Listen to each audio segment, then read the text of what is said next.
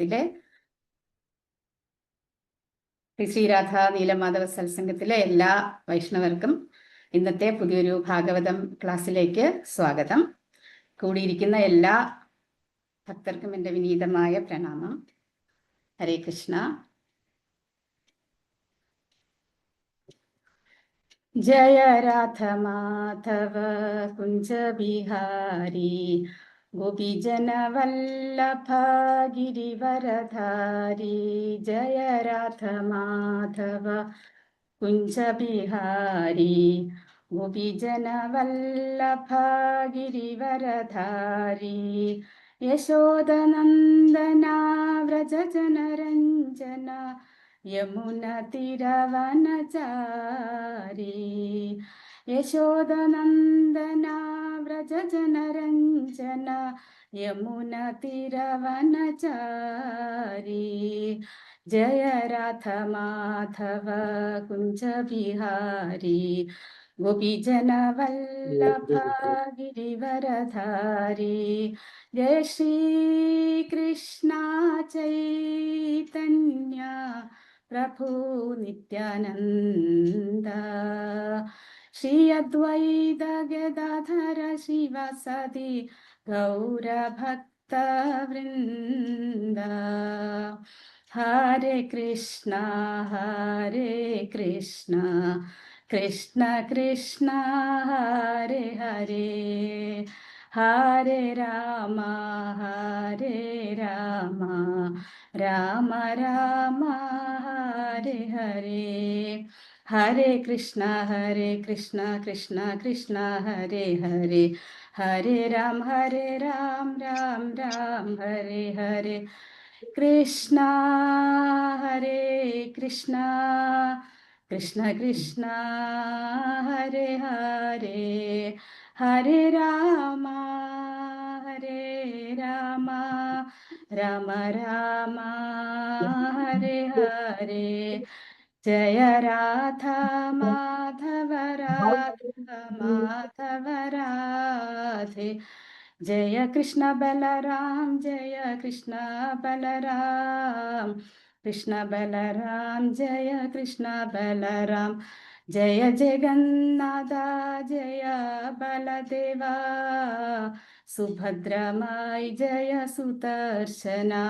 ജയ ഗൗരനിതായ് ജയ ഗൗരനിതായ്, ഗൗരനിതായ് ജയ ഗൗരനിതായ് നിതായ്. ജയ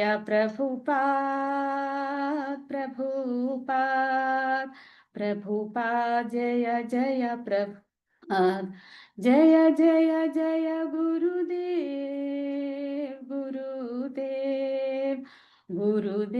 ജയ ജയ ഗുരുദേവ്.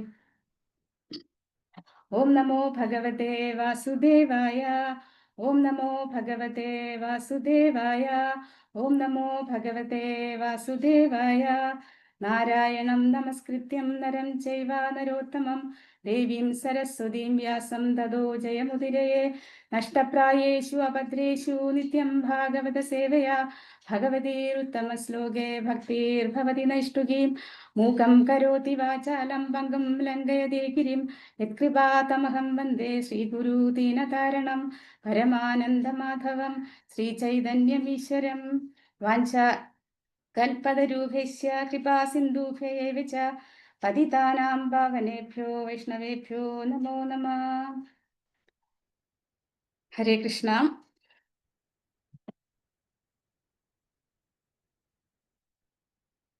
ഇന്ന് ചർച്ച ചെയ്യാൻ കിട്ടിയിരിക്കുന്ന ശ്ലോകം എന്ന് പറയുന്നത് പ്രഥമസ്കന്ധം അധ്യായം 9 ശ്ലോകം 35, ഭീഷ്മദേവന്റെ വിയോഗം.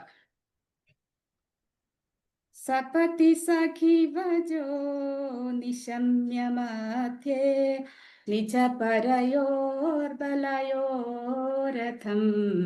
നിവേശ്യ സ്ഥിതവതി പരസൈനികായുരക്ഷ്ണ ഹൃതവതി പാർത്ഥ സഖേരതിർ മമാസ്തു. വാക്കർത്ഥം: സപതി പോർക്കളത്തിൽ സഖിവച മിത്രത്തിന്റെ ആജ്ഞ നിശമ്യ ശ്രവിച്ച് മധ്യത്തിൽ നിജ ഭഗവാന്റെ സ്വന്തം പരയോ എതിർപക്ഷത്തിന്റെയും ബലയോ ശക്തി രഥം തേര് നിവേശ്യ പ്രവേശിച്ചിട്ട് സ്ഥിതവതി അവിടെ നിർത്തിയിട്ട വേളയിൽ പരസൈനിക എതിർപക്ഷത്തെ യോദ്ധാക്കളുടെ ആയുസ് അക്ഷണ നിരീക്ഷിക്കയാൽ ഹൃദവതി ന്യൂനീകരിക്കുന്ന പ്രവൃത്തി പാർത്ഥ അർജുനന്റെ പൃഥസുതന്റെ കുന്തിസുതന്റെ സഖേ മിത്രത്തിന് രതി ഉറ്റ ബന്ധം മമ എന്റെ അസ്തു അവിടെ ആയിരിക്കട്ടെ. വിവർത്തനം ഭാവാർത്ഥം അഭയചരണാരവിന്ദ ഭക്തി വേദാന്ത സ്വാമി ശീല പ്രഭുപാദിക്ക് ജയ്. ശ്രീകൃഷ്ണ ഭഗവാൻ തന്റെ മിത്രത്തിന്റെ ആജ്ഞ അനുസരിച്ച് രഥം കുരുക്ഷേത്ര യുദ്ധഭൂമിയിൽ അർജുനന്റെയും ദുര്യോധനന്റെയും സേനാവ്യൂഹങ്ങൾക്ക് മധ്യേ നിർത്തുകയും പ്രതിയോഗികളുടെ ആയുസ് കൃപാപുരസ്സരമായ കടാക്ഷത്താൽ ലഘൂകരിക്കുകയും ചെയ്തു. ആ കൃഷ്ണനിൽ എൻ്റെ മനസ്സ് ഏകാഗ്രമായിരിക്കട്ടെ. ഭാവാർത്ഥം ഭഗവത്ഗീത 1-ാം അധ്യായം 21 മുതൽ 25 വരെ. അപ്രമാദഗതിയായ ശ്രീകൃഷ്ണ ഭഗവാനോട് അർജുനൻ തന്റെ രഥത്തെ ഇരു സൈന്യവ്യൂഹത്തിന്റെയും മധ്യത്തിൽ നിർത്താൻ ആജ്ഞാപിച്ചു. കാരണം യുദ്ധത്തിൽ നേരിടേണ്ട പ്രതിയോഗികളെ ശരിക്കും വീക്ഷിക്കുവാൻ അർജുനൻ ആഗ്രഹിച്ചു. ഭഗവാനോട് അപ്രകാരം ആവശ്യപ്പെട്ടയുടൻ ഒരു ആജ്ഞാനുവർത്തിയായി ഭഗവാൻ അത് അനുസരിച്ചു. എതിർപക്ഷത്തെ എല്ലാ പ്രമുഖരെയും ചൂണ്ടിക്കാണിച്ചുകൊണ്ട് ഭഗവാൻ ഇപ്രകാരം അരുളി ചെയ്തു. ഇവിടെ ഭീഷ്മർ, ദ്രോണർ തുടങ്ങി നിരവധി മഹാരഥന്മാരുണ്ട്. പരമജീവസത്തയാകയാൽ ഭഗവാൻ ആരുടെയും ആജ്ഞാനുവർത്തിയല്ല. എന്നാൽ ചിലപ്പോഴൊക്കെ അദ്ദേഹത്തിന്റെ അഹൈതുകമായ കാരുണ്യത്താലും സ്നേഹത്താലും തന്റെ ശുദ്ധഭക്തരുടെ ആജ്ഞാനുവർത്തിയായ സേവകനെ പോലെ അനുസരിക്കുന്നു. പിഞ്ചു കുഞ്ഞിന്റെ ആജ്ഞകൾ അനുസരിക്കുന്നതിൽ ആനന്ദിക്കുന്ന പിതാവിനെ പോലെ ഭഗവാൻ തന്റെ ഭക്തരുടെ ആജ്ഞ നിർവഹിക്കുന്നതിൽ സംപ്രീതനാകുന്നു. ഭഗവാനും അദ്ദേഹത്തിന്റെ ശുദ്ധഭക്തരും തമ്മിലുള്ള ശുദ്ധ അതീന്ദ്രിയ പ്രേമ ബന്ധരസത്താലാണ് ഇത് സാധ്യമാകുന്നത്. ഈ സത്യത്തെക്കുറിച്ച് ഭീഷ്മദേവൻ പൂർണ്ണ ബോധവാനായിരുന്നു. ആകയാലാണ് അദ്ദേഹം ഭഗവാനെ അർജുന മിത്രം അഥവാ പാർത്ഥസഖേ എന്ന് അഭിസംബോധന ചെയ്തത്. തന്റെ കൃപാകടാക്ഷത്താൽ ഭഗവാൻ എതിർപക്ഷത്തിന്റെ ആയുസ് ന്യൂനീകരിച്ചു. കുരുക്ഷേത്ര യുദ്ധഭൂമിയിലെ എല്ലാ യോദ്ധാക്കളും മരണവേളയിൽ ഭഗവാനെ ദർശിച്ച് മോക്ഷം പ്രാപ്തമാക്കി. ആയതിനാൽ അർജുനന്റെ ശത്രുക്കളുടെ ആയുസ് ലഘൂകരിച്ച ഭഗവാന്റെ പ്രവൃത്തി അർജുനനോടുള്ള പക്ഷഭേദം നിമിത്തമാണ് എന്നർത്ഥമാക്കുന്നില്ല. യഥാർത്ഥത്തിൽ അദ്ദേഹം എതിർപക്ഷത്തോട് അതീവ കാരുണ്യമുള്ളവനായിരുന്നു. എന്തെന്നാൽ ഭവനത്തിൽ വെച്ച് സാധാരണഗതിയിൽ അവർ മരണപ്പെട്ടിരുന്നുവെങ്കിൽ അവർക്ക് മോക്ഷം പ്രാപ്തമാകുമായിരുന്നില്ല. മരണവേളയിൽ ഭഗവാനെ ദർശിക്കാനുള്ള ഭാഗ്യം അവർക്ക് ഇവിടെ ഉണ്ടായി. അങ്ങനെ ഭൗതിക ജീവിതത്തിൽ നിന്നും അവർ മുക്തരായി. ആകയാൽ ഭഗവാൻ നന്മ മാത്രമുള്ളവനാകുന്നു എന്ന് മാത്രമല്ല, അദ്ദേഹം പ്രവർത്തിക്കുന്നതെന്തും ഏവരുടെയും നന്മയ്ക്കായിട്ടാകുന്നു. പുറമേക്ക് അദ്ദേഹത്തിന്റെ ഉറ്റമിത്രമായ അർജുനന്റെ വിജയത്തിനായിട്ടായിരുന്നുവെങ്കിലും യഥാർത്ഥത്തിൽ അത് അർജുനന്റെ പ്രതിയോഗികളുടെ നന്മയ്ക്ക് കൂടി വേണ്ടിയിട്ടുള്ളതായിരുന്നു. ഭഗവാന്റെ അതീന്ദ്രിയ പ്രവർത്തികൾ അത്തരത്തിലുള്ളതാകുന്നു എന്ന് മാത്രമല്ല, ഇത് ഗ്രഹിക്കുന്ന ആരും ഭൗതിക ശരീരം ഉപേക്ഷിച്ചതിന് ശേഷം മോക്ഷം പ്രാപ്തമാകുന്നു. ഭഗവാൻ പരിപൂർണനാകയാൽ ഏതു പരിതസ്ഥിതിയിലും അദ്ദേഹം തെറ്റ് ചെയ്യുകയില്ല. ഭഗവാൻ സർവം നന്മ മാത്രം പ്രവർത്തിക്കുന്നു. ഓം അജ്ഞാനതിമിരാന്തസ്യ ജ്ഞാനാഞ്ജനശലാകയാ ചക്ഷുരുന്മിലിതം യേന തസ്മൈ ശ്രീഗുരവേ നമഃ. ശ്രീചൈതന്യമനോഭീഷ്ടം സ്ഥാപിതം യേന ഭൂതലേ സ്വയം രൂപ കഥാ മഹ്യം ദദാതി സ്വപദാന്തികം. വന്ദേഹം ശ്രീഗുരോ ശ്രീയുതാപദകമലം ശ്രീഗുരുൻ വൈഷ്ണവാംശ്ച ശ്രീരൂപം സാഗ്രജാതം സഹഗണ രഘുനാഥാനിതം തം സജീവം സാദ്വൈതം സാവധൂതം പരിജനസഹിതം കൃഷ്ണചൈതന്യദേവം ശ്രീരാധാ കൃഷ്ണപാദാൻ സഹഗണ ലളിത ശ്രീവിശാഖാന്വിതാംശ. നമോ ഓം വിഷ്ണുപാദായ കൃഷ്ണപ്രസ്ഥായ ഭൂതലേ ശ്രീമദേ ഭക്തിവേദാന്ത സ്വാമിന്നിധി നാമിനെ. നമസ്തേ സരസ്വതേ ദേവി ഗൗരവാണി പ്രചാരിണി നിർവിശേഷ ശൂന്യവാദി പാശ്ചാത്യദേശതാരിണി. ഹേ കൃഷ്ണ കരുണാ സിന്ധു ദീനബന്ധോ ജഗത്പദേ ഗോപേശ ഗോപികാ കാന്ത രാധാകാന്ത നമോസ്തുതേ തപ്തകാഞ്ചന ഗൗരാംഗീ രാധേ വൃന്ദാവനേശ്വരി വൃഷഭാനുസുതേ ദേവി പ്രണമാമി ഹരിപ്രിയേ വാഞ്ചാകൽപതരൂഭ്യശ്ച കൃപാ സിന്ധൂഭ്യൈവ ച പതിതാനാം പാവനേഭ്യോ വൈഷ്ണവേഭ്യോ നമോ നമഃ. ജയ ശ്രീ കൃഷ്ണ ചൈതന്യ പ്രഭു നിത്യാനന്ദ ശ്രീ അദ്വൈത ഗദാധര ശ്രീവാസാദി ഗൗരഭക്തവൃന്ദ. ഹരേ കൃഷ്ണ കൃഷ്ണ കൃഷ്ണ ഹരേ ഹരേ, ഹരേ രാമ രാമ രാമ ഹരേ ഹരേ.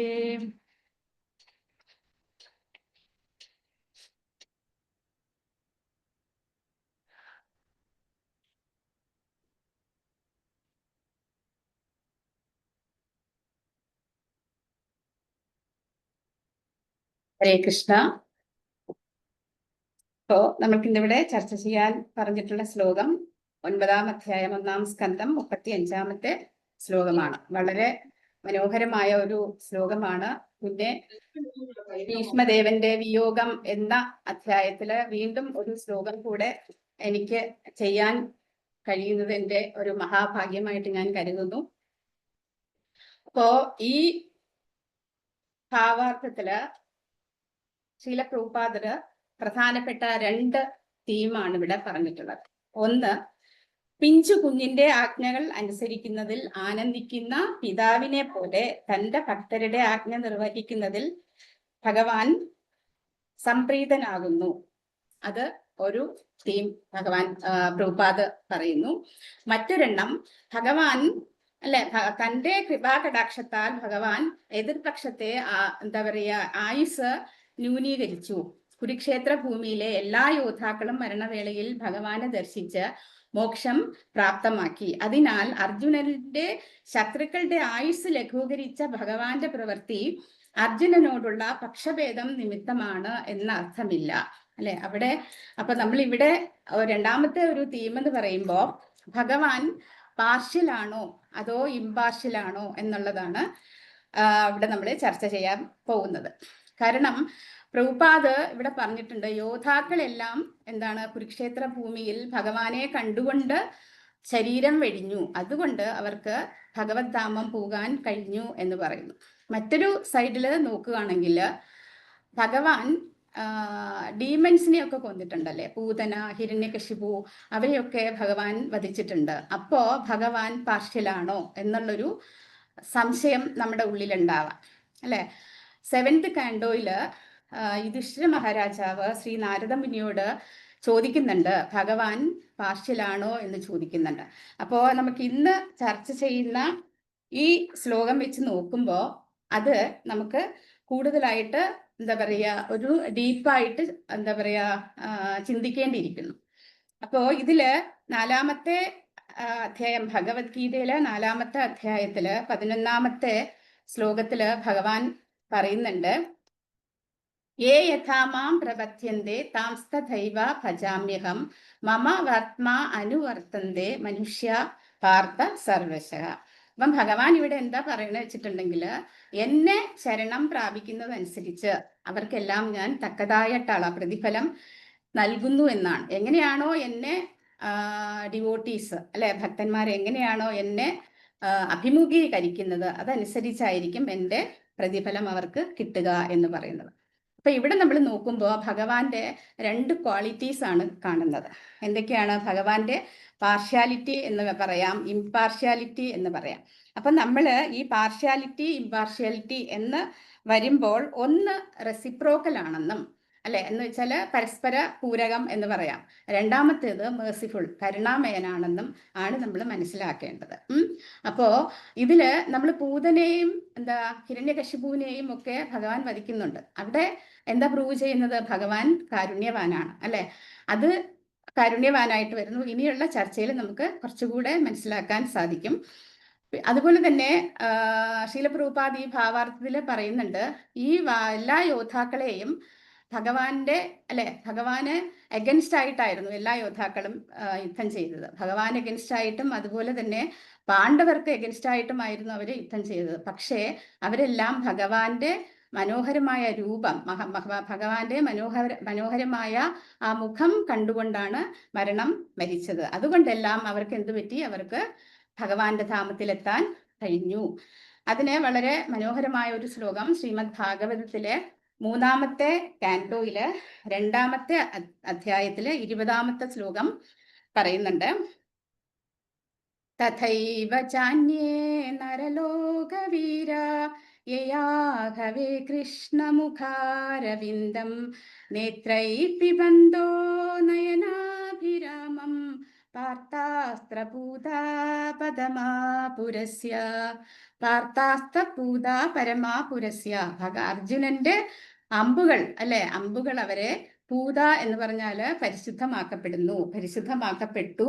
അതുപോലെ അവര് ഭഗവാന്റെ പരമപദം പൂജയും ചെയ്തു എന്ന് പറയുന്നു. അങ്ങനെ ആഘവേ കൃഷ്ണമുഖാരവിന്ദം, ഭഗവാൻ കൃഷ്ണന്റെ താമരപ്പൂ പോലുള്ള മുഖം കണ്ടുകൊണ്ട് നേത്രേ പിബന്ധോ നയനാഭിരാമ, അല്ലെ, ആ കണ്ണുകളെ തുലിതമാക്കിക്കൊണ്ട് തഥൈവ ചാന്യേ നരലോക വീര, കുരുക്ഷേത്ര ഭൂമിയിൽ ഉണ്ടായിരുന്ന മറ്റ് യോദ്ധാക്കൾ തീർച്ചയായും ഭഗവത്ധാമം പൂകി എന്നാണ് ഇവിടെ ഈ ശ്ലോകത്തിൽ അർത്ഥമാക്കുന്നത്. അപ്പോ അർജുനന്റെ അമ്പുകൾ ഏറ്റപ്പോൾ തന്നെ അവര് പ്യൂരിഫിക്കേഷൻ പ്രോസസ്സ് അവർക്ക് കിട്ടി. പിന്നെ ഭഗവാനെ കണ്ടുകൊണ്ട് അവർ ശരീരം വെടിയുകയും അവർക്ക് സ്പിരിച്വൽ വേൾഡിൽ എത്താൻ കഴിയുകയും ചെയ്തു. അപ്പൊ നമ്മൾ ഇവിടെ എന്താണ് മനസ്സിലാക്കേണ്ടത്? ഭഗവാൻ പാർഷ്യൽ അല്ല എന്നാണ് മനസ്സിലാക്കേണ്ടത്, അല്ലെ? അപ്പോ സോൾജേഴ്സ്, അവിടുത്തെ യോദ്ധാക്കളെല്ലാം ശീല പ്രഭുപാദ് ഈ ഭാവാർത്ഥത്തില് പറഞ്ഞിട്ടുണ്ട്, നമ്മളത് വായിച്ചതാണ്. ഇവിടുത്തെ യോദ്ധാക്കളെല്ലാം, കുരുക്ഷേത്ര യുദ്ധഭൂമിയിൽ ഉണ്ടായിരുന്ന യോദ്ധാക്കളൊക്കെ വീട്ടിൽ വെച്ചാണ് ശരീരം വെടിഞ്ഞിരുന്നു എങ്കിൽ, അല്ലെ, അവർക്ക് സാൽവേഷൻ കിട്ടുമായിരുന്നോ? ഇല്ല, അല്ലെ? ഇവിടെ കുരുക്ഷേത്ര ഭൂമിയില് ഭഗവാന്റെ മുഖം കണ്ടുകൊണ്ടല്ലേ, ഭഗവാന്റെ സാന്നിധ്യത്തില് ശരീരം വെടിഞ്ഞു. അതുകൊണ്ട് അവിടെ എന്താണ് അർത്ഥമാക്കുന്നത്? ഭഗവാൻ കാരുണ്യവാനാണ്, ഭഗവാൻ മേഴ്സിഫുൾ ആണെന്നാണ് പറയുന്നത്.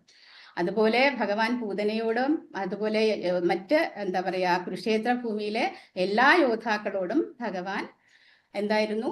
കരുണാമയനായിരുന്നു എന്നാണ് നമ്മളിവിടെ അർത്ഥമാക്കേണ്ടത്. പിന്നെ പൂതനയോട് ഭഗവാൻ വളരെ ദയാലുവാണ്. ഭഗവാൻ ഡിവോട്ടീസിനെ മാത്രമല്ല സ്നേഹിച്ചിരുന്നത്, ഭഗവാൻ ഇതുപോലെ ഡീമൻസിനെയും ഒക്കെ സ്നേഹിച്ചിരുന്നു. എല്ലാം ഭഗവാന്റെ പാർട്ട് ആൻഡ് പാർസലാണ്, അല്ലെ? അപ്പൊ ഇവിടെ ഒരു ചെറിയൊരു ക്വസ്റ്റ്യൻ വരുന്നത് നമ്മളൊന്ന് ആലോചിച്ച് നോക്കുകയാണെങ്കിൽ, ഒരു ഡോക്ടറുടെ മുന്നിൽ 10 പേഷ്യൻസ് ഉണ്ടെന്ന് വിചാരിക്കുക, അല്ലെ? അപ്പൊ നമ്മള് ഡോക്ടറെ കാണാൻ ചെല്ലുകയാണ്.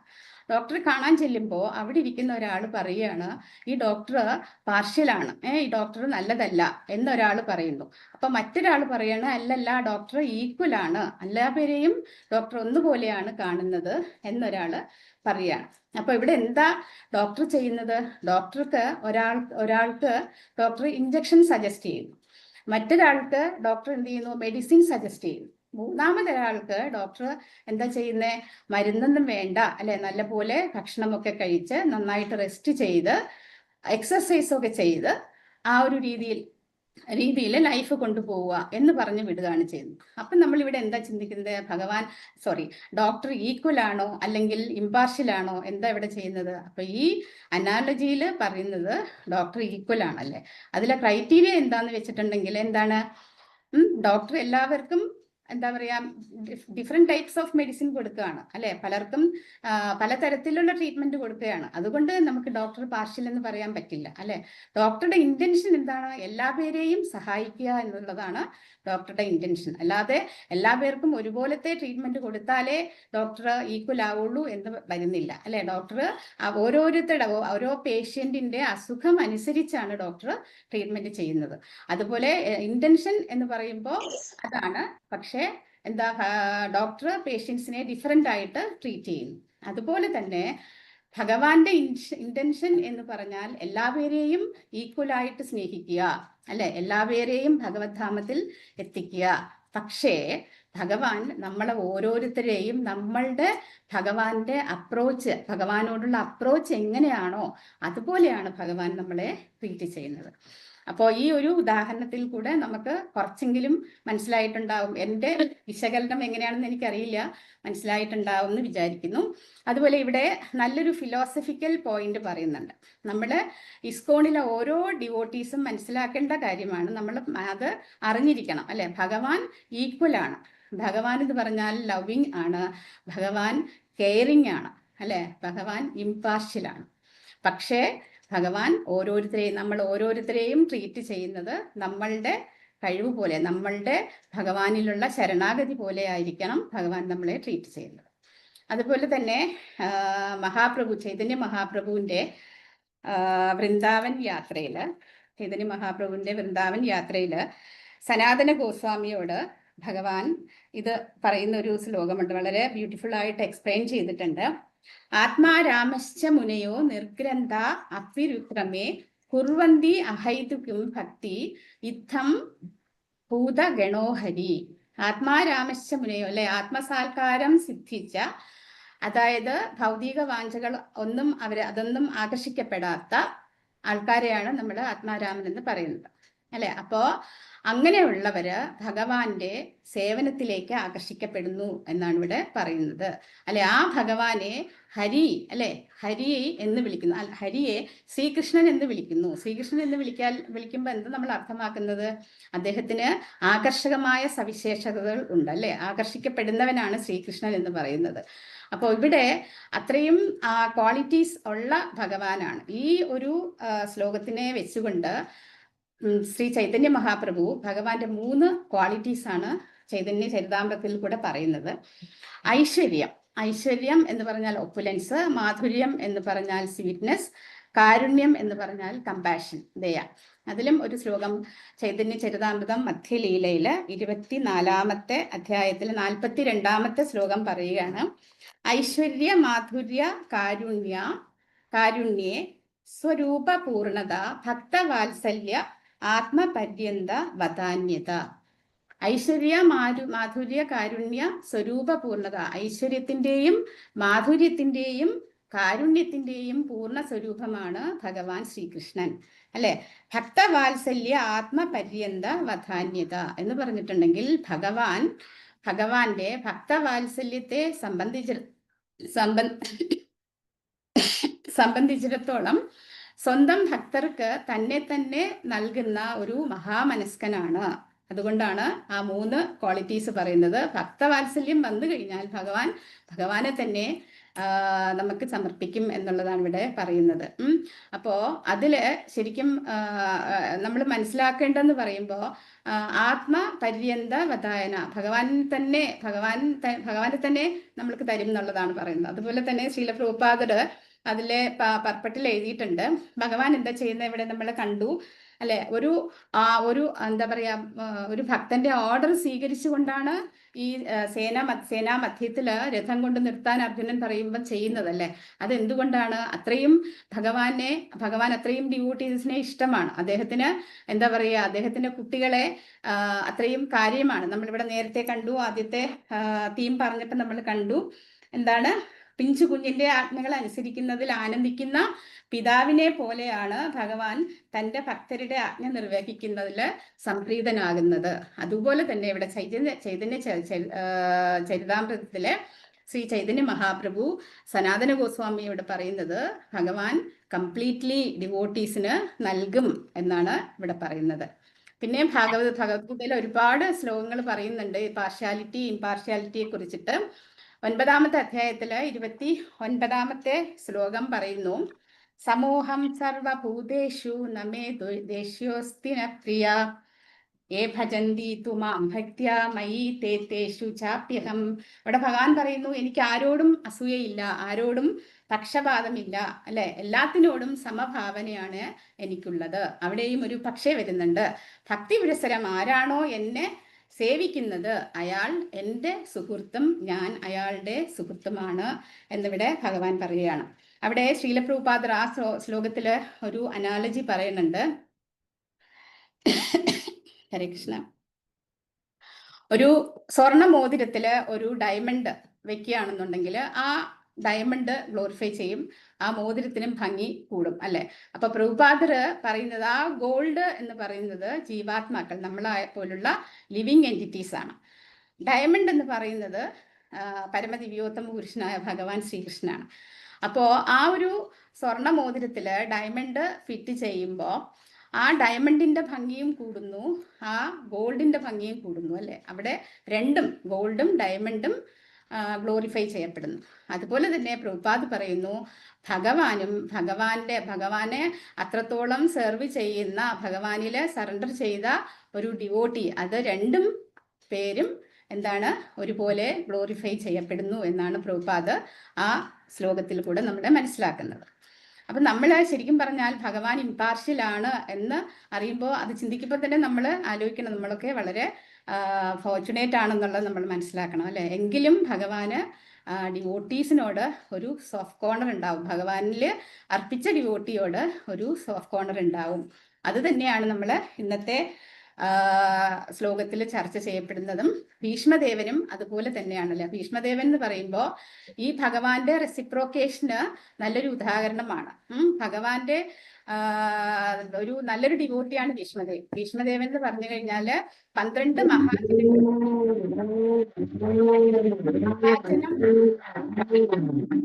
മഹാജന എന്ന് പറയുമ്പോൾ എന്താണ്, നമ്മള് ആ ഭക്തന്റെ ഫുഡ് സ്റ്റെപ്പ് ഫോളോ ചെയ്യണം എന്നുള്ളതാണ്. ആ ഭക്തൻ നമ്മളെ എങ്ങനെയാണ് എന്താണ് ഭക്തി എന്ന് പഠിപ്പിക്കുന്ന ആളാണ് മഹാജനം എന്ന് പറയുന്നത് അല്ലെ. പക്ഷെ ഭീഷ്മദേവൻ ഇവിടെ എന്താ ചെയ്തത്, ഭഗവാൻ എഗൻസ്റ്റ് ആയിട്ട് ഫൈറ്റ് ചെയ്തു അല്ലെ. പാണ്ഡവർക്ക് അല്ലെ, ഭഗവാന്റെ ഭക്തന്മാർക്ക് എഗൻസ്റ്റ് ആയിട്ട് ഫൈറ്റ് ചെയ്തു.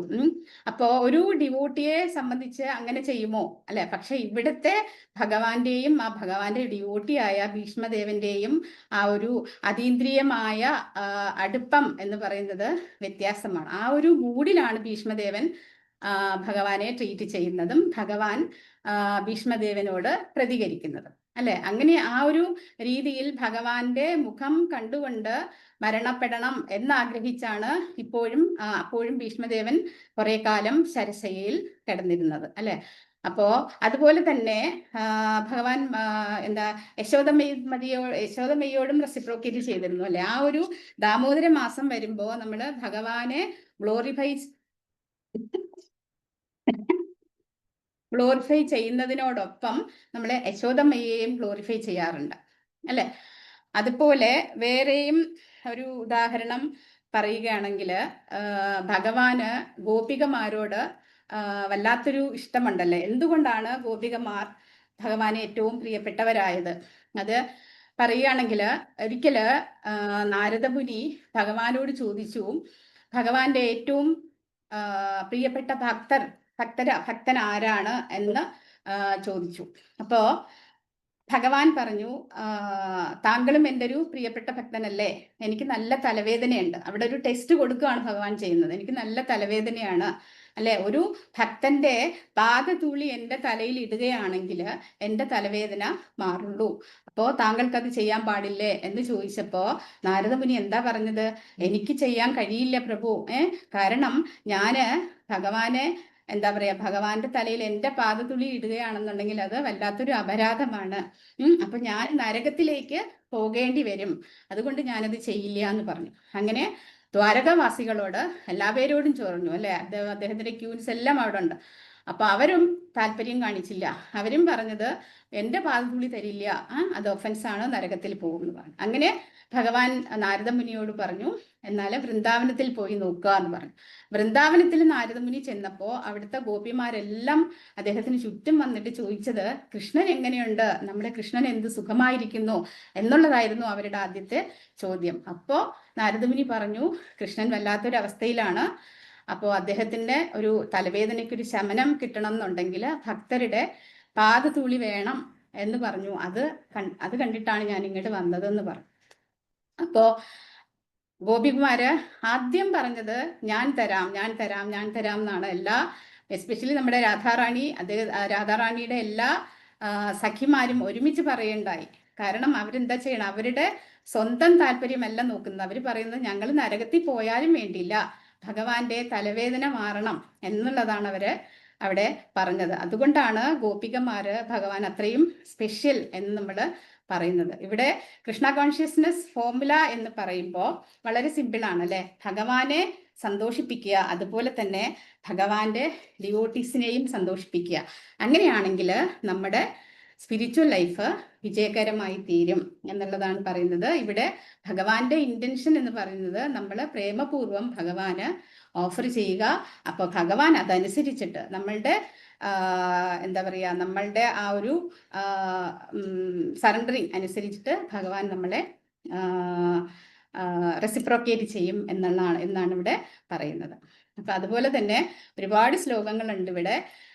ഭഗവാൻ പാർഷ്യലാണോ അല്ലയോ എന്ന് പറയുന്നത്. ഞാൻ കുറച്ച് ശ്ലോകങ്ങൾ പറയാം. 9ാമത്തെ ശ്ലോകത്തില് 32ാമത്തെ 9ാമത്തെ അധ്യായത്തിലെ 32ാമത്തെ ശ്ലോകം ഭഗവത്ഗീതയിൽ പറയുന്നു, മാം ഹി പാർത്ഥാവ്യപാശ്രിത്യ ഏപി സ്യൂപാപയോനയോ ശ്രീയോ വൈശ്യസ്തദാ ശൂദ്രാസ് തേ അപി ആന്തി പരാം ഗതിയും. ഇവിടെ ഭഗവാൻ എന്താ പറയുന്നത്? എന്നെ ആശ്രയിക്കുന്നവർ, അധമകുലത്തിൽ പിറന്നവരോ അല്ലെ സ്ത്രീകളോ കച്ചവടക്കാരോ ശൂദ്രരോ ആരായാലും ശരി, അവര് പരമപദം പ്രാപിക്കും. അവിടെയും വലിപ്പ ചെറുപ്പങ്ങളൊന്നും ഭഗവാൻ കാണിക്കുന്നില്ല. എല്ലാവരെയും ഭഗവാൻ അവിടെ ഈക്വലായിട്ട് കാണുകയാണ് ചെയ്യുന്നത്. പിന്നെയും പറയുന്നുണ്ട് 2ാമത്തെ അധ്യായത്തിലെ 40ാമത്തെ ശ്ലോകം, നേഹാഭിക്രമനാസോസ്തി പ്രത്യവായോ ന വിദ്യതേ സ്വൽപമപ്യസ്യ ധർമ്മസ്യ ത്രായതേ മഹദോ ഭയാത്.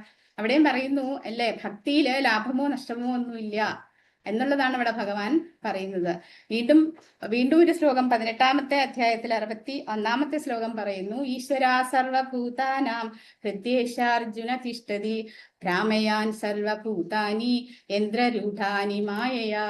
സർവഭൂതാനാം ഹൃദ്യേശ അർജുന തിഷ്ഠതി എന്ന് പറഞ്ഞിട്ടുണ്ടെങ്കിൽ ഭഗവാൻ നമ്മളുടെ ഹൃദയത്തിൽ ഇരിക്കുകയാണ് അല്ലെ. ഭഗവാൻ നമ്മളെ അവിടെ ഡയറക്റ്റ് ചെയ്യുകയാണ്, ഇതെന്താ ചെയ്യേണ്ടത് അല്ലെ, അത് ചെയ്യാണ്. പക്ഷേ ഭഗവാൻ നമ്മളുടെ ഓഫറിങ് അല്ലെ, നമ്മളുടെ ഇന്റൻഷൻ എന്താണോ, നമ്മൾ എന്താണ് ഓഫർ ചെയ്യാൻ ആഗ്രഹിക്കുന്നത് എന്നതനുസരിച്ചിട്ട് ഭഗവാൻ അതെല്ലാം നമ്മുടെ ഹൃദയത്തിൽ ഇരുന്നു കൊണ്ട് നമ്മളെ ഗൈഡ് ചെയ്യും എന്നുള്ളതാണ് പറയുന്നത്. ഗൈഡ് ചെയ്യുകയും അതുപോലെ തന്നെ ഭഗവാന്റെ അടുത്ത് എത്തിക്കാൻ വേണ്ടിയിട്ട് ഭഗവാൻ ശ്രമം നടത്തുകയും ചെയ്യുന്നു എന്ന് പറയുന്നു. അതുപോലെ ഭഗവാനെ ആരെങ്കിലും വെറുക്കുകയാണെങ്കിൽ പോലും ഭഗവാൻ അവരോട് കരുണാമയനായിരിക്കും എന്നാണ് പറയുന്നത്. കാരണം നമ്മളെ ഡിവോട്ടീസ് അല്ലാത്ത ആൾക്കാർ, കർമ്മികൾ ഒരുപാട് പേരുണ്ടല്ലേ, മായാവാദികളാണെങ്കിലും അങ്ങനെയുള്ള ആൾക്കാരെല്ലാം ഉണ്ട്. അവിടെയൊക്കെ നമ്മൾ ചിന്തിച്ചു നോക്കുകയാണെങ്കിൽ ഭഗവാനാണ് അവർക്ക് ബ്രീത്തിങ് എബിലിറ്റി കൊടുക്കുന്നത് അല്ലെ.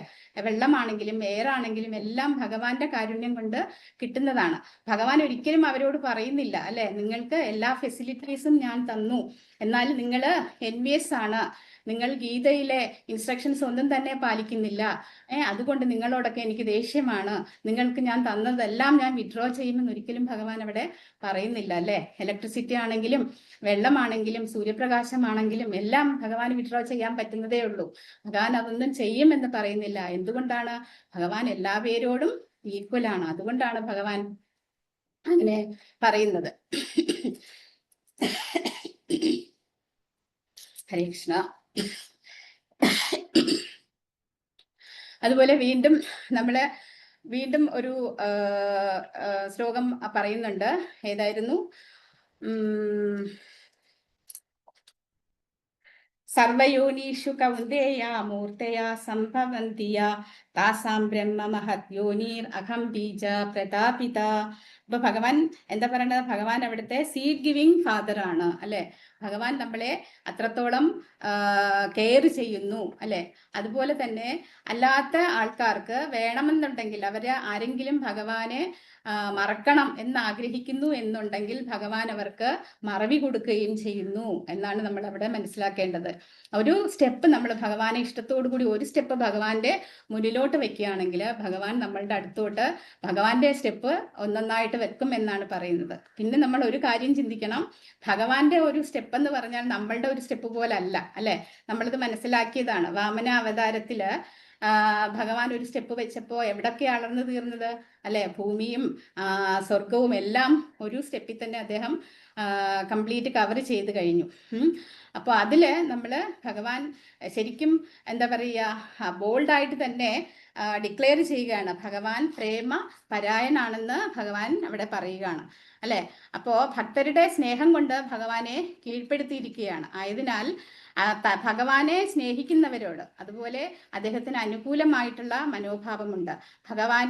ഭഗവാനെ അതുപോലെ നമ്മളുടെ ആഗ്രഹം നിറവേറ്റണം എന്ന ഒരു ഭക്തന്റെ വാക്കുകൾ സാക്ഷാത്കരിക്കാൻ ഭഗവാൻ എന്തും ചെയ്യും, അല്ലെ. അതുകൊണ്ടാണ് താൻ ഒരു സാരഥിയായിട്ട് എന്താ പറയുക അർജുനനോടൊപ്പം നിന്നതും. ആ കാര്യം ഭഗവാൻ പ്രേമപരായൺ എന്ന രീതിയിൽ ബോൾഡിലി എന്താ പറയുന്നു ഡിക്ലെയർ ചെയ്യുകയാണ് ചെയ്യുന്നത്.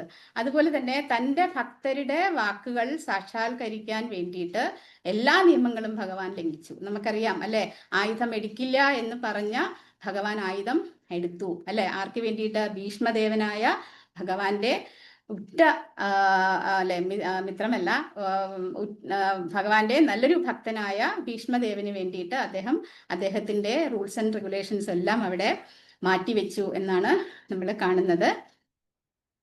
പിന്നെ അത് കഴിഞ്ഞിട്ട് വീണ്ടും ഭഗവാൻ പറയുന്നു, ഭഗവാനിൽ ശരണാഗതി പ്രാപിച്ചവർക്ക് എല്ലാവർക്കും ഞാൻ തക്കതായ പ്രതിഫലം നൽകും എന്ന് പറയുന്നു. 4-ാമത്തെ അധ്യായത്തിലെ 11-ാമത്തെ ശ്ലോകം. ഏതാമാം പ്രപദ്യന്തേ താംസ്തഥൈവ ഭജാമ്യഹം മമ വർത്തമാനുവർത്തന്തേ മനുഷ്യ പാർത്ഥ സർവശഃ.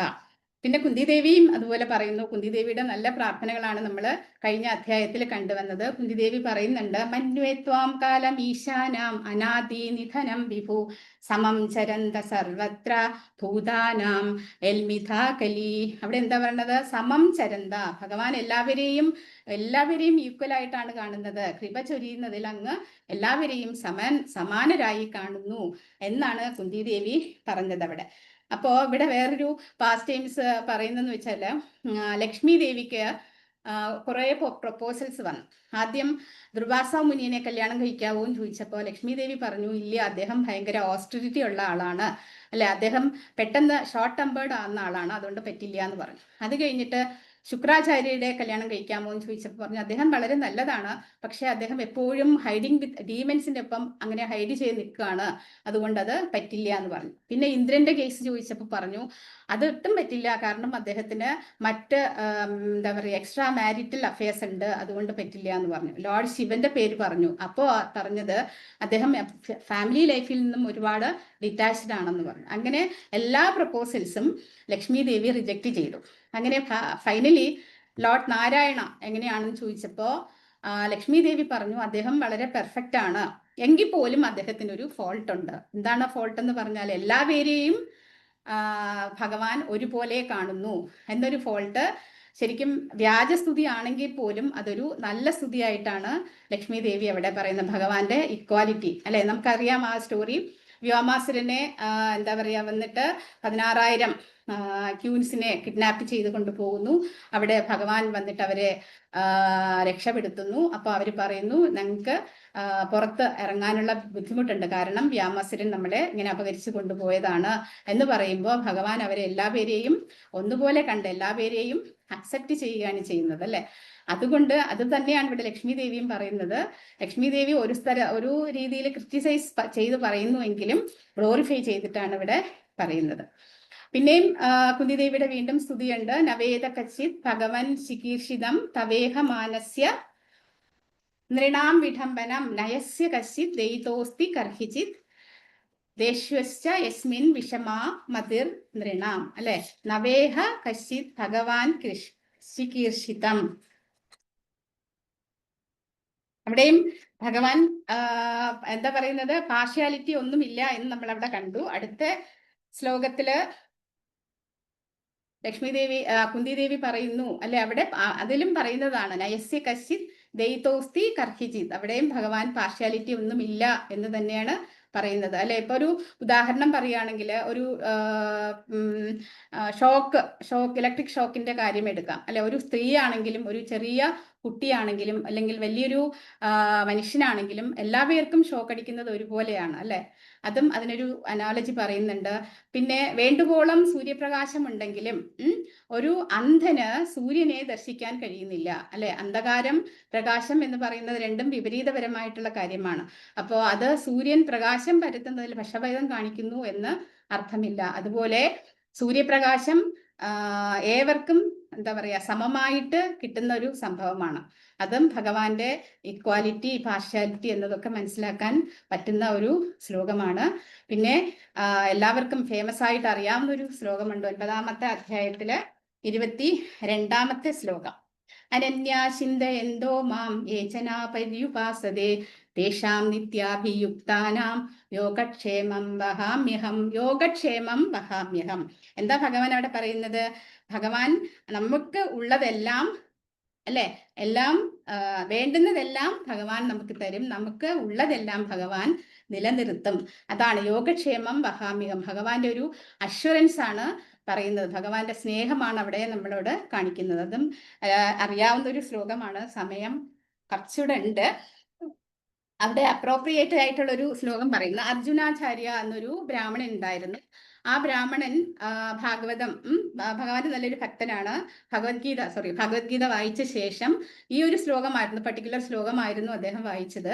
വായിച്ചു കഴിഞ്ഞപ്പോൾ അദ്ദേഹം യോഗക്ഷേമം വഹാമ്യഹം എന്ന് കണ്ടു, അല്ലെ. അവിടെ കണ്ടപ്പോ അദ്ദേഹത്തിന് വീണ്ടും തോന്നി, എങ്ങനെയാണ് ഭഗവാൻ നമുക്ക് തരുന്നത്? അവിടെ പറയുന്നുണ്ടല്ലോ, വേണ്ടുന്നതെല്ലാം ഭഗവാൻ തരും, ഉള്ളതെല്ലാം നിലനിർത്തും എന്ന് പറയുന്നുണ്ട്, അല്ലെ. എങ്ങനെയാണ് ഭഗവാൻ എല്ലാം തരുന്നത്? നമ്മളല്ലേ അങ്ങോട്ട് ഭഗവാന് കൊടുക്കുന്നത്? നമ്മൾ അത്രത്തോളം ഭഗവാനെ സ്നേഹിക്കുന്നില്ലേ എന്ന് പറഞ്ഞിട്ട്, ഇത് അപ്രോപ്രിയേറ്റ് ആയിട്ടുള്ള സെന്റൻസ് അല്ല എന്ന് പറഞ്ഞിട്ട് ആ യോഗക്ഷേമം വഹാമ്യഹം ഇങ്ങനെ അന്ന് വെട്ടിയിട്ട് അദ്ദേഹം എന്ത് ചെയ്തു? അദ്ദേഹത്തിന്റെ ഡ്യൂട്ടി ചെയ്യാൻ പോയി, കുളിക്കാനോ അങ്ങനെ പോയി. അപ്പൊ അത് തിരിച്ച് അദ്ദേഹം വരുന്നതിന് മുന്നേ തന്നെ അവിടെ രണ്ട് കുട്ടികൾ വന്നു. ഒന്ന് കറുത്ത നിറമുള്ളതും ഒന്ന് വെള്ള നിറമുള്ളതുമായിട്ടുള്ള രണ്ട് കുട്ടികൾ കുറെ പച്ചക്കറികളും അരിയും എല്ലാം കൊണ്ടുവന്നിട്ട് പറഞ്ഞു, മാതാജിയുടെ ഹസ്ബൻഡ് തന്നതാണ്, പ്രഭു തന്നു വിട്ടതാണ്, അദ്ദേഹത്തിന് നല്ലൊരു ഫീസ്റ്റ് ഉണ്ടാക്കി കൊടുത്തോളൂ എന്ന് പറഞ്ഞു.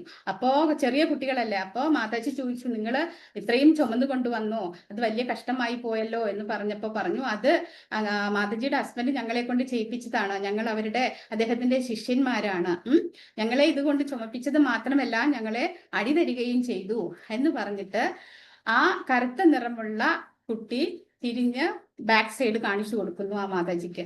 അപ്പോ മാതാജി പറഞ്ഞു, എന്റെ ഭർത്താവ് എന്തായിരുന്നാലും അങ്ങനെ ചെയ്യുന്നു തോന്നുന്നില്ല, അദ്ദേഹത്തിന് ആ ഒരു നീചമായ സ്വഭാവമൊന്നും ഇല്ല എന്ന് പറയുന്നു. പിന്നെ ഞാൻ ഇതിനു മുമ്പ് അദ്ദേഹത്തിന്റെ ശിഷ്യന്മാരായിട്ട് കണ്ടിട്ടുമില്ലല്ലോ എന്ന് പറഞ്ഞു. അത് കഴിഞ്ഞ് പറഞ്ഞു, ഇല്ലില്ല, ഞങ്ങള് അദ്ദേഹത്തിന്റെ ശിഷ്യന്മാരാണ് എന്ന് പറഞ്ഞവര് സാധനങ്ങളൊക്കെ അവിടെ ഏൽപ്പിച്ചിട്ട് തിരിച്ചു പോവുകയും ചെയ്തു. അത് കഴിഞ്ഞപ്പോ ഈ അർജുനാചാര്യ തിരിച്ചു വരുമ്പോ ചോദിക്കുന്നു, നിങ്ങൾ ഇത്ര ക്രൂരനാണെന്ന് ഞാൻ മനസ്സിലാക്കിയിട്ടില്ല, എന്തുകൊണ്ടാണ് ഇങ്ങനെ ചെയ്തത് എന്ന് ചോദിച്ചപ്പോ പറഞ്ഞു, എനിക്ക് അങ്ങനെ രണ്ട് ശിഷ്യന്മാരേ ഇല്ല. അപ്പോ ഈ രണ്ടുപേരുടെയും ആ കോംപ്ലക്ഷൻ, ഒന്ന് ബ്ലാക്കും ഒന്ന് വൈറ്റും എന്ന് പറഞ്ഞപ്പോ തന്നെ അദ്ദേഹത്തിന് മനസ്സിലായി ഇതാരാണ് വന്നിരിക്കുന്നത്, അല്ലെ. ആരാണ്? ഭഗവാൻ ശ്രീകൃഷ്ണനും ബലറാം. അദ്ദേഹം അപ്പൊ തന്നെ പോയി ഭഗവത്ഗീത നോക്കിയപ്പോ ഭഗവത്ഗീതയിൽ വരച്ച വര അവിടെ കാണാനില്ല. അപ്പൊ ശരിക്കും എന്താ അവിടെ ചെയ്തത്? ഭഗവത്ഗീതയില് വരച്ച ആ ലൈൻ പോയത് ഭഗവാന്റെ പുറത്താണ്. അപ്പൊ നമ്മൾ എന്താ മനസ്സിലാക്കേണ്ട? ഭഗവാൻ ഉപദേശിച്ച ഭഗവത്ഗീതയും അതുപോലെ ഭഗവാനും ഭിന്നമല്ല, രണ്ടും ഒന്നുപോലെ തന്നെയാണ് എന്നുള്ളതാണ് നമ്മളിവിടെ മനസ്സിലാക്കേണ്ടത്, അല്ലെ. ഫൈനലി ഭഗവാൻ തന്നെ ഡിക്ലെയർ ചെയ്യുന്നുണ്ട്. ഒരിക്കല് അർജുനൻ പോയിട്ട് ഭഗവാനോട് ചോദിക്കുന്നു, അല്ലെ, യുദ്ധത്തിന് മുന്നേ ഭഗവാന്റെ സേന വേണം എന്ന് പറഞ്ഞിട്ട് രണ്ടുപേര് കാണാൻ പോകുന്നുണ്ടല്ലോ, ഭഗവാനും അതുപോലെ ദുര്യോധനും അതുപോലെ അർജുനനും കാണാൻ പോകുന്നു. നമ്മൾക്കറിയാം ആ കഥ. ആദ്യം ദുര്യോധനൻ വരുന്നു. ദുര്യോധനൻ വന്നിട്ട് ഭഗവാന്റെ തലക്കിലിരിക്കുന്നു. രണ്ടാമത് വരുന്നത് അർജുനനാണ്. അർജുനൻ വന്നിട്ട് ഭഗവാന്റെ കാൽക്കലിരിക്കുന്നു. കണ്ണു തുറന്ന് നോക്കിയപ്പോൾ ആദ്യം കണ്ടത് അർജുനനെയാണ്, അല്ലെ. അപ്പോ അർജുനനോട് ചോദിക്കുന്നു, എന്താ വേണ്ടത് എന്ന് ചോദിച്ചപ്പോ അർജുനൻ പറഞ്ഞു, എനിക്ക് ഭഗവാനെ മാത്രം മതി എന്ന് പറഞ്ഞു. പക്ഷേ ദുര്യോധനൻ പറഞ്ഞത് എന്താണ്? നാരായണ സേന വേണം, എനിക്ക് അത് വേണം എന്നൊക്കെയാണ് ദുര്യോധനൻ പറഞ്ഞത്, അല്ലെ. അത് ശരിക്കും ഭഗവാൻ മാത്രം മതി എന്ന് പറഞ്ഞപ്പോൾ അത് ദുര്യോധനന് വിശ്വസിക്കാൻ പോലും കഴിഞ്ഞില്ല. അപ്പൊ ദുര്യോധനൻ ഇത്രയ്ക്ക് ഫൂളാണോ എന്ന് അദ്ദേഹം കരുതി എന്നാണ് ആചാര്യന്മാർ പറയുന്നത്.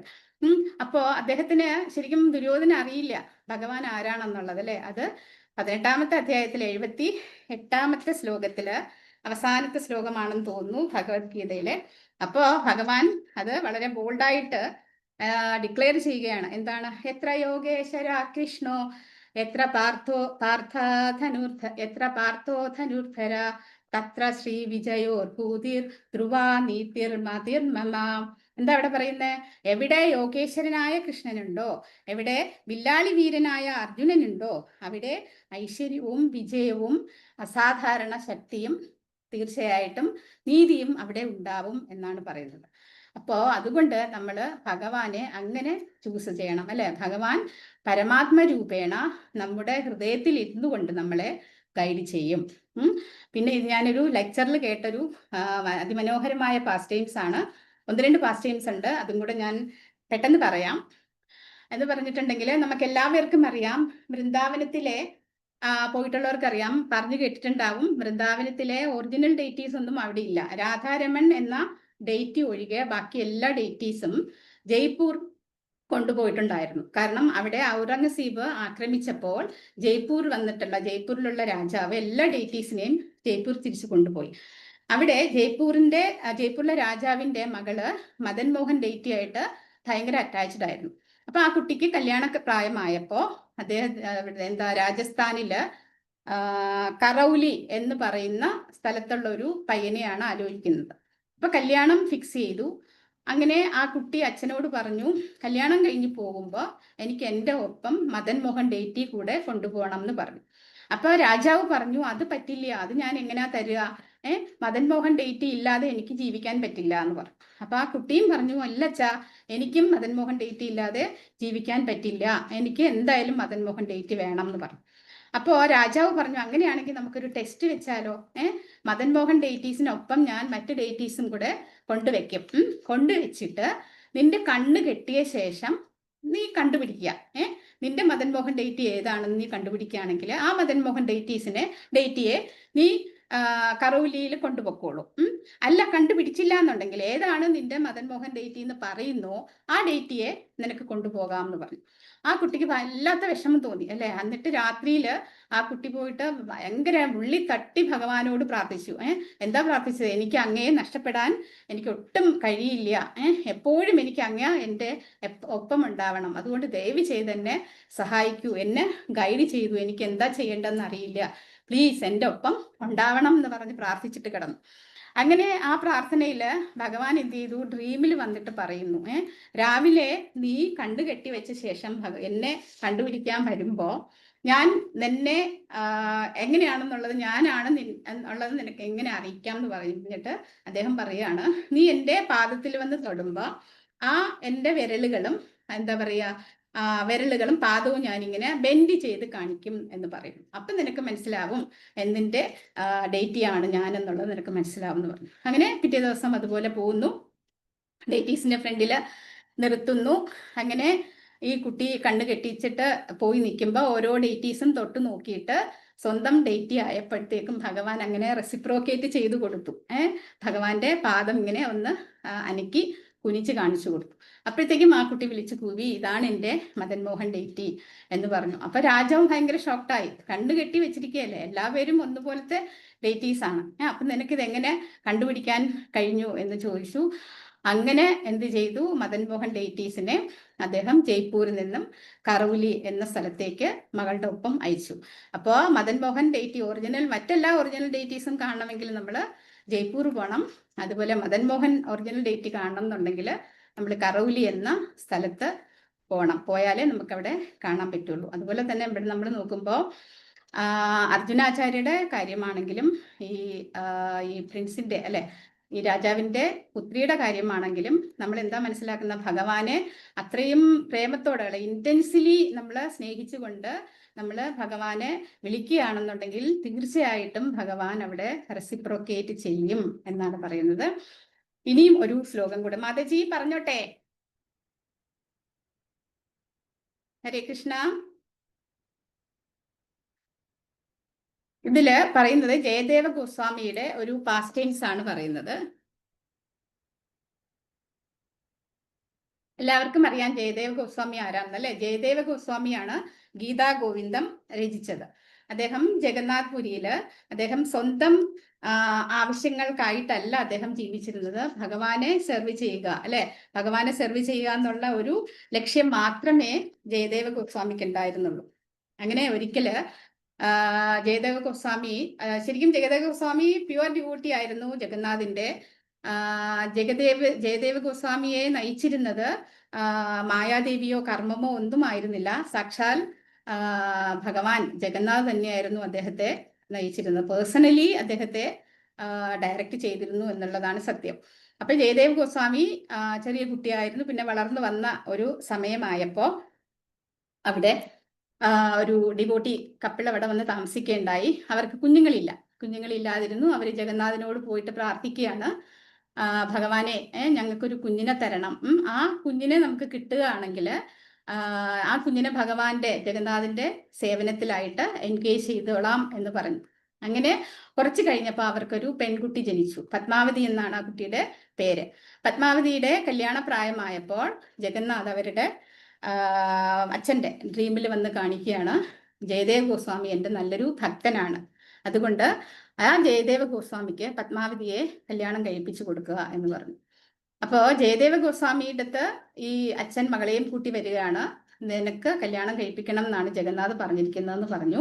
അപ്പൊ ജയദേവ ഗോസ്വാമി പറഞ്ഞു, ഇല്ല, എനിക്ക് എന്തായിരുന്നാലും ഞാൻ വിവാഹത്തെക്കുറിച്ച് ചിന്തിച്ചിട്ടേ ഇല്ല, എനിക്ക് വിവാഹത്തിന് ഒട്ടും താല്പര്യവുമില്ല, എനിക്ക് ജഗന്നാഥിനെ സെർവ് ചെയ്താൽ മാത്രം മതി എന്ന് പറഞ്ഞു. അപ്പോ പത്മാവതിയുടെ അച്ഛൻ പറഞ്ഞു, അതെനിക്കറിയില്ല, ജഗന്നാഥിന്റെ ഓർഡറാണ്, ഞാൻ ഈ കുട്ടിയെ ഇവിടെ കൊണ്ട് ഏൽപ്പിച്ചിട്ട് പോവുകയാണ്, നീ അവളെ ടേക്ക് കെയർ ചെയ്തോണം, നിന്റെ വൈഫാണ് പത്മാവതി എന്ന് പറഞ്ഞ് പത്മാവതി അവിടെ വിട്ടിട്ട് പോയി. പത്മാവതി അവിടെ നിന്ന് കരയാൻ തുടങ്ങി. അപ്പൊ ജയദേവ ഗോസ്വാമി പറഞ്ഞു, എനിക്കിവിടെ ഒന്നും ചെയ്യാൻ കഴിയില്ല, എന്താണ് കാരണം നീ തിരിച്ച് പൊക്കോളൂ, എനിക്ക് ജഗന്നാഥിനെ സെർവ് ചെയ്യാൻ മാത്രമേ സമയമുള്ളൂ, നിന്നെ ടേക്ക് കെയർ ചെയ്യാനൊന്നും പറ്റില്ല, തിരിച്ചു പൊക്കോളൂ എന്ന് പറഞ്ഞു. അങ്ങനെ അപ്പോ പത്മാവതി പറഞ്ഞു, അങ്ങ് ജഗന്നാഥിന്റെ സർവീസ് അല്ലേ ചെയ്യുന്നത്, ജഗന്നാഥിനെ വർഷിപ്പ് ചെയ്യുമ്പോൾ അതിന് വേണ്ടിയിട്ട് ഒരുപാട് കാര്യങ്ങൾ ചെയ്തു തരണ്ടേ, ഫ്ലവേഴ്സ് എടുക്കണം, വെള്ളം എടുക്കണം, അതുപോലെ ഒരുപാട് അസിസ്റ്റ് ചെയ്യാനുണ്ടല്ലോ, ഞാൻ അങ്ങയെ അസിസ്റ്റ് ചെയ്തോളാം എന്ന് പറഞ്ഞു. അങ്ങനെ ഞാൻ അങ്ങയെ സെർവ് ചെയ്യാം എന്ന് പറഞ്ഞു. അപ്പൊ ജയദേവ ഗോസ്വാമിക്കും തോന്നി നല്ലൊരു ഐഡിയ ആണെന്ന് തോന്നി, അല്ലെ? കാരണം നമ്മളൊരു കാര്യം അവിടെ എടുത്ത് പറയുന്നുണ്ട്, അവർ തമ്മിൽ പ്യുവർ റിലേഷൻഷിപ്പ് മാത്രമായിരുന്നു ഉണ്ടായിരുന്നത്. അങ്ങനെ ജയദേവ ഗോസ്വാമിനെ ഈ പത്മാവതി സർവീസ് ചെയ്തു, ഭർത്താവിനെ സർവീസ് ചെയ്തു. അപ്പൊ ഒരു ദിവസം അദ്ദേഹമാണ് ഗീതാഗോവിന്ദം എഴുതിയത്. ഗീതാഗോവിന്ദം എഴുതിക്കൊണ്ടിരിക്കുകയായിരുന്നു.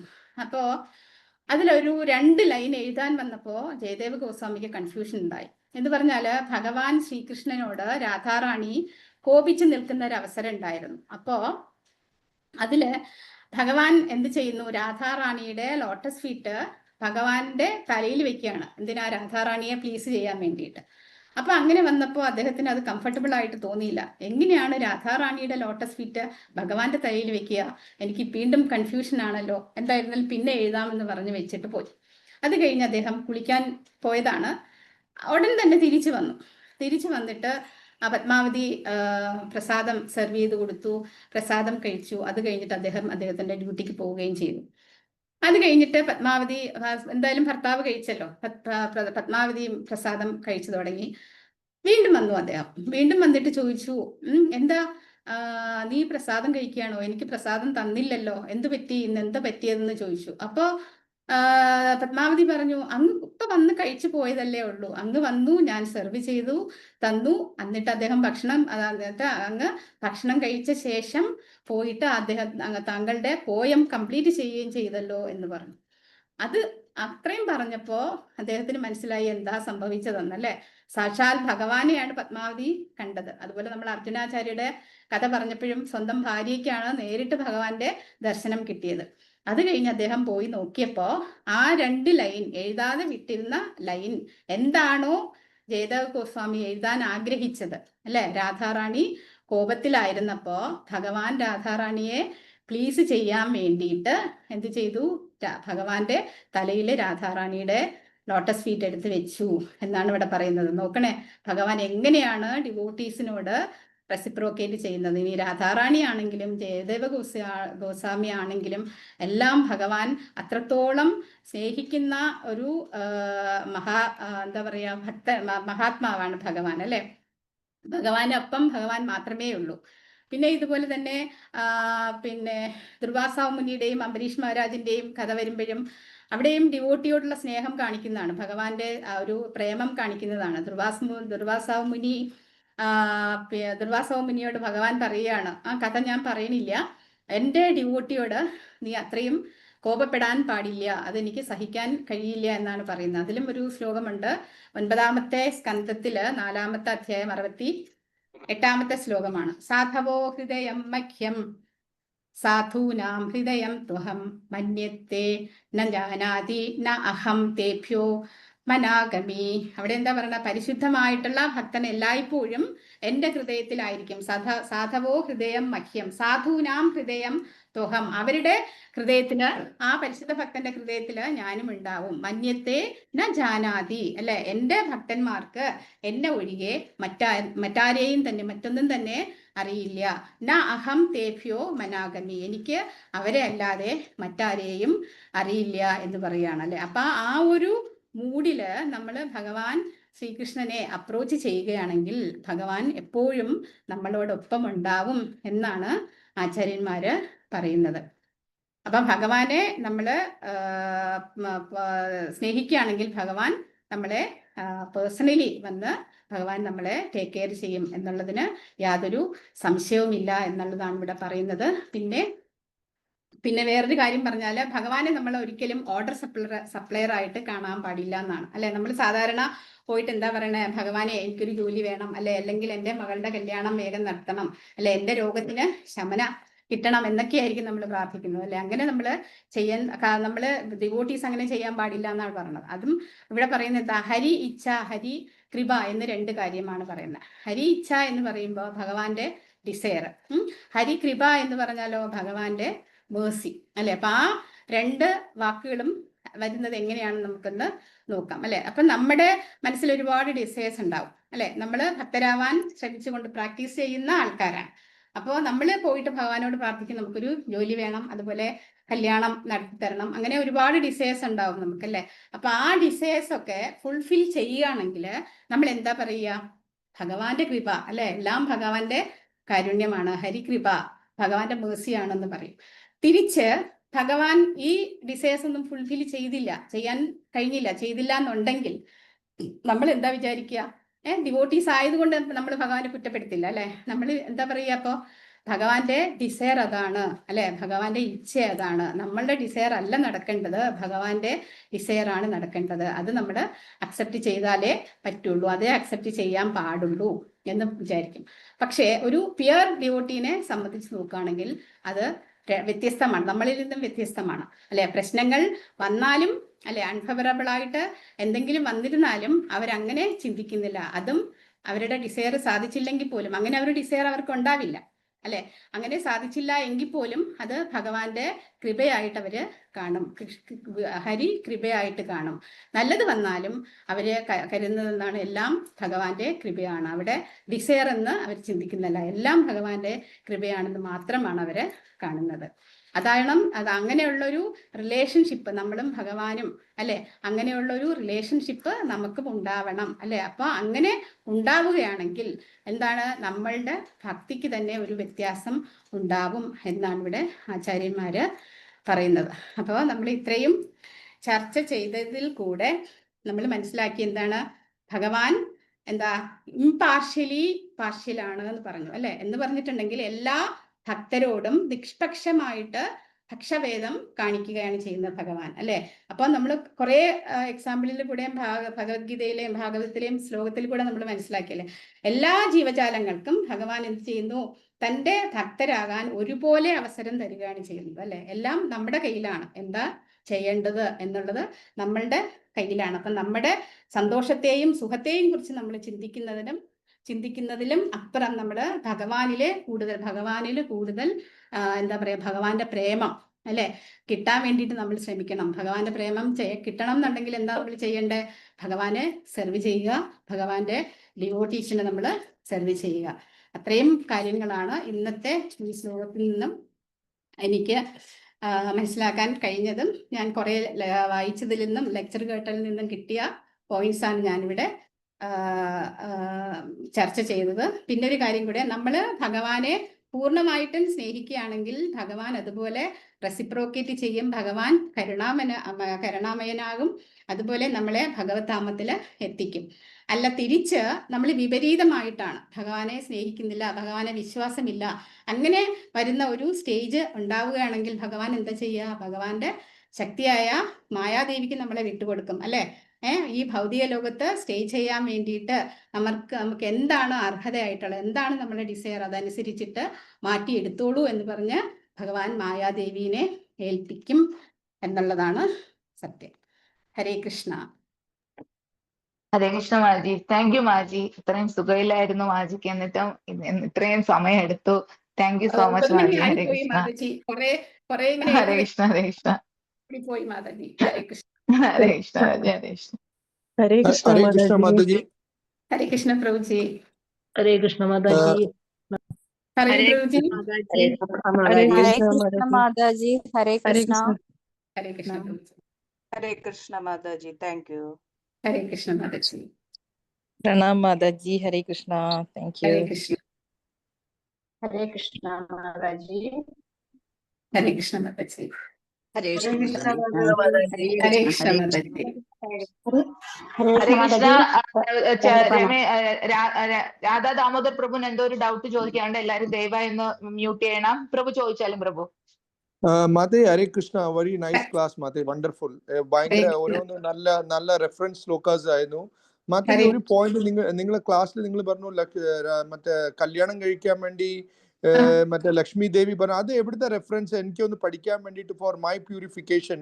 അതെ മാതേ ഒന്ന് പ്രഭുജി, അതിന്റെ റെഫറൻസ് എനിക്ക് ശരിക്കും അത് ഞാനൊരു ലെക്ചറിൽ, ഒരു ആചാര്യന്റെ ലെക്ചറിൽ കേട്ട പോയിന്റ് ആയിരുന്നു പ്രഭുജി. അതിലെ റെഫറൻസ് പറയുന്നില്ല പ്രഭു. അത് എനിക്ക് ഇതിൽ ആപ്റ്റ് ആയിട്ട് തോന്നിയത് കൊണ്ട് ഞാൻ ഇവിടെ ഷെയർ ചെയ്തു എന്നുള്ളതാണ്. No problem. Thank you very much. It was very realisation point. Thank you. Hare Krishna. Thank you. Hare Krishna മാതാജി. ഹരേ കൃഷ്ണ മാതാജി. മാതാജി, ശാന്തി കിട്ടുക മോക്ഷം കിട്ടുക എന്ന് പറഞ്ഞ രണ്ടും ഒന്ന് തന്നെയാണോ? എന്തോ മാതാജി? ശാന്തി ലഭിക്കുക മോക്ഷം പ്രാപിക്കുക എന്ന് പറഞ്ഞ രണ്ടും ഒന്ന് തന്നെയാണോ? ശാന്തി എന്ന് പറയുമ്പോ മോക്ഷം രണ്ടും രണ്ടാണല്ലോ മാതാജി. മോക്ഷം കിട്ടുക എന്ന് പറയുമ്പോ ശാന്തി എന്ന് പറയുമ്പോൾ പീസ് കിട്ടുക എന്നല്ലേ, നമുക്ക് സമാധാനം കിട്ടുക എന്നല്ലേ വരുന്നുള്ളൂ. മോക്ഷം എന്ന് പറഞ്ഞാൽ നമ്മൾ ഭഗവാന്റെ അടുക്കൽ എത്താൻ പറ്റുന്നതാണല്ലോ മോക്ഷം എന്ന് പറഞ്ഞാൽ. രണ്ടും രണ്ടാണ് മാതാജി. ആത്മാവിന് ശാന്തി കിട്ടുക എന്ന് പറഞ്ഞാൽ, ആത്മാവിന് ശാന്തി കിട്ടുക എന്ന് പറയുമ്പോൾ ഭഗവാന്റെ ധാമത്തിൽ എത്തണം എന്നില്ലല്ലോ മാതാജി. രണ്ടും രണ്ടാണ്. ശരി, ഓക്കെ മാതാജി. ഹരേ കൃഷ്ണ. താങ്ക് യു മാതാജി. നല്ല ക്ലാസ് ആയിരുന്നു. Thank you. ഹരേ കൃഷ്ണ മാതാജി. ഈ ജയദേവരുടെ കഥ പറഞ്ഞില്ലേ മാതാജി? ഞാന് കേട്ടുള്ളത് എങ്ങനെയാന്ന് വെച്ചാല്, ഈ ഇങ്ങനെ ജയദേവര് കുളിക്കാൻ പോകും. അപ്പൊ പണ്ട് കാലത്തിൽ ഇവര് കണ്ണെഴുതൂലോ, കൺമഷി. അപ്പൊ എണ്ണയുണ്ട്. അപ്പൊ അങ്ങനെ പോയിട്ട് കുറച്ച് കഴിഞ്ഞപ്പോ ഇതേപോലെ തന്നെ വന്നിട്ട് ആ പുസ്തകം തരൂ, എനിക്ക് അത് എഴുതണം എന്ന് പറഞ്ഞിട്ട് പദകമല വ്യഞ്ജനം അങ്ങനെ ആ കാൽ വെച്ച് പറഞ്ഞിട്ട് എഴുതും. എഴുതി കഴിഞ്ഞിട്ട് ആ കൺമഷി കണ്ണിലേക്ക് എണ്ണ ഇറങ്ങി എന്ന് പറഞ്ഞിട്ട് സാരിത്തുമ്പ് എടുത്തിട്ട് പത്മാവതി അമ്മയുടെ സാരിത്തുമ്പ് എടുത്തിട്ട് കണ്ണു തുടയ്ക്കും. എന്നിട്ടാണ് പോണത്. അത് കഴിഞ്ഞിട്ട് ജയദേവര് സ്വാമി ഗോസ്വാമി വരുമ്പോഴാണ് ഇങ്ങനെ എന്താ ഉണ്ടായെന്ന് ചോദിച്ചപ്പോ, അപ്പൊ ഇപ്പൊ അന്ന് പോയല്ലേ ഉള്ളൂ നിങ്ങളെന്ന് ചോദിക്കുമ്പോഴാണ് പറഞ്ഞത്, ഞാൻ വന്നില്ലല്ലോ, അതായത് നോക്കൂ എന്റെ എന്ന് വെച്ചാൽ തെളിവ് വേണല്ലോ, നോക്കൂ എന്റെ സാരിത്തുമ്പില് അങ്ങല്ലേ കണ്ണിലെ എണ്ണ പോയി എന്ന് പറഞ്ഞിട്ട് കണ്ണ് തുടച്ചത് എന്നാണ് ചോദിക്കുന്നത്. അപ്പൊ ആണ് മനസ്സിലാവണത് അങ്ങനെ തന്നെ അവിടെ നിന്ന് പോവാണ് ജയദേവര്. പിന്നെ അവിടെ നിക്കണില്ല. കാരണം അദ്ദേഹത്തിന് മനസ്സിലാവുകയാണ് പത്മാവതി എത്രയോ ഭാഗ്യം ചെയ്തതാണ്, എനിക്ക് അവിടെ ഇതാവണില്ലല്ലോ എന്ന് പറഞ്ഞിട്ട് പിന്നെ ഒരു ശ്ലോകം കൂടെ എഴുതിയിട്ട് അവിടുന്ന് പോയിട്ട് അങ്ങനെയാണ് അതിന്റെ ഞാൻ വായിച്ചിട്ടുള്ളത് അങ്ങനെയാണ്. ഞാൻ കേട്ടിട്ടുണ്ട് മാതാജി. അത് പിന്നെ നമ്മള് ഈ ഒരു ഇതിൽ ഞാൻ ചുരുക്കി പറഞ്ഞു എന്ന് മാത്രം മാതാജി. ജസ്റ്റ് ഒരു ഭഗവാന്റെ റെസിപ്രോക്കേഷൻ എങ്ങനെയാന്ന് അറിയാൻ വേണ്ടിയിട്ട് പറഞ്ഞതാണ് മാതാജി. ശരിക്കും അത്രയും ഭാഗ്യമുള്ളതാണല്ലോ, അതുകൊണ്ടാണല്ലോ ഭഗവാൻ അറിഞ്ഞു കൊടുത്തതാണല്ലോ ആ കുട്ടിയെ ഭഗവാൻ അല്ലെ. പിന്നെ മാതാജി, ഇപ്പൊ ലക്ഷ്മി ദേവിയുടെ ഇത് ഉണ്ടാവണത് ആ സമുദ്രമഥന സമയത്ത് വരുമ്പോഴാണോ? അല്ല മാതാജി, ഞാൻ ഇത്രയും ഒരു പോയിന്റ് ഞാൻ ഒരു ആചാര്യന്റെ ലെക്ചറിൽ കേട്ടതാണ്. അല്ല, ഞാൻ സംശയം ചോദിക്കുകയാണ്. അതായത് ലക്ഷ്മി ദേവി വന്നിട്ട് ഇങ്ങനെ കല്യാണം കഴിക്കാൻ പറയുമ്പോ, അല്ല ഭഗവാനെ കല്യാണം കഴിക്കുന്ന സമുദ്രമഥന സമയത്തല്ലേ? അത് അതെനിക്ക് വ്യക്തമായിട്ട് അറിയില്ല മാതാജി. അല്ല, എന്റെ ഒരു സംശയം ചോദിക്കുകയാണ്. അപ്പോഴല്ലേ ലക്ഷ്മി ദേവി പറഞ്ഞത്? എന്നിട്ട് ഓരോരുത്തരെ കല്യാണം കഴിക്കണമെന്ന് പറയുമ്പോഴല്ലേ ഇല്ല ഭഗവാനെ മാത്രമേ കല്യാണം മാത്രമേ കഴിക്കുള്ളൂ കല്യാണം കഴിക്കുള്ളൂ എന്ന് അപ്പൊ പറയുന്നത്. അവിടെ ആയിരിക്കണമെന്ന് വിചാരിക്കണു, എനിക്ക് അറിയില്ല. അങ്ങനെയാണ് മാതാജി, അങ്ങനെയാണ് മാതാജി കേട്ടിട്ടുള്ളത്. അങ്ങനെയാണ് കേട്ടിട്ടുള്ളത് മാതാജി. ആയിരിക്കാം മാതാജി. കാരണം ഞാൻ ഇതുമായിട്ട് നമുക്കൊരു എന്താ പറയാ കമ്പയർ ചെയ്യാൻ പറ്റുന്ന ഒരു സ്റ്റോറി ആയതുകൊണ്ട് ഞാൻ ഇവിടെ അല്ല, നല്ല സ്റ്റോറിയാണ്. ഞാൻ ഇപ്പൊ പ്രഭു ചോദിച്ചപ്പോഴാണ് എനിക്ക് തോന്നിയത് അതായിരിക്കുമല്ലോ. അപ്പോഴാണല്ലോ അത് ഞാനൊന്ന് നോക്കാം മാതാജി. മാതാജിയും പ്രഭു ചോദിച്ചപ്പോഴാണ് ഞാൻ അതിനെ കൂടുതൽ പറ്റി ചിന്തിച്ചത്. ഞാനത് നോക്കാം മാതാജി. ഹരേ കൃഷ്ണ. ഹരേ കൃഷ്ണ. ഹരേ കൃഷ്ണ. നല്ല ക്ലാസ് ആയിരുന്നു മാതാജി. ഹരേ കൃഷ്ണ. ഹരേ കൃഷ്ണ. മാതാജി, ഐശ്വര്യ മാതാജി, ഹരേ കൃഷ്ണ. Thank you mataji. വളരെ വളരെ നല്ല ക്ലാസ് ആണ്. വളരെ നന്നായിരുന്നു. Thank you mataji. വളരെ നന്ദിയുണ്ട്. Thank you mataji. ഹരേ കൃഷ്ണ പ്രഭു. പ്രണാം Prabhuji. Hare Krishna Mataji. Thank you mataji. Thank you. Hare Krishna. ഒരു അനൗൺസ്മെന്റും കൂടെ ദയവായി. പ്രിയപ്പെട്ട ഭക്തജനങ്ങളെ, നമുക്ക് ഈ ഭാഗവതം ക്ലാസ്സിൽ ഇപ്പോൾ ഒരുപാട് ആൾക്കാർ വളരെ സീരിയസ് ആയിട്ട് ഭാഗവതം ഈ ക്ലാസ്സിൻ്റെ ഗുണം കൊയ്യുന്നുണ്ട്. പലരും പല സ്ഥലത്തും ഇങ്ങനൊരു ക്ലാസ് നടക്കുന്ന കാര്യം പലരും അറിഞ്ഞിട്ടും കൂടി ഇല്ല. അതുകൊണ്ട് വിനീതമായ ഒരു അഭ്യർത്ഥന, ഇന്നത്തെ കാലത്ത് ഓൺലൈനായിട്ട് വീട്ടിലിരുന്ന് തന്നെ കേൾക്കാൻ പറ്റുന്ന ഈ മനോഹരമായ ഒരു പ്ലാറ്റ്ഫോം ജനങ്ങളിൽ എത്തിക്കാൻ വേണ്ടി വാട്സപ്പ് സ്റ്റാറ്റസ്, ഫേസ്ബുക്കിൽ ഷെയറിങ്, അതേപോലെ തന്നെ നമുക്ക് ഏതെങ്കിലുമൊക്കെ വാട്സപ്പ് ഗ്രൂപ്പുകൾ ഉണ്ടെങ്കിൽ നമ്മുടെ ഇതിൻ്റെ ലിങ്ക് എല്ലാവർക്കും ഒന്ന് അയച്ചു കൊടുക്കുകയാണെങ്കിൽ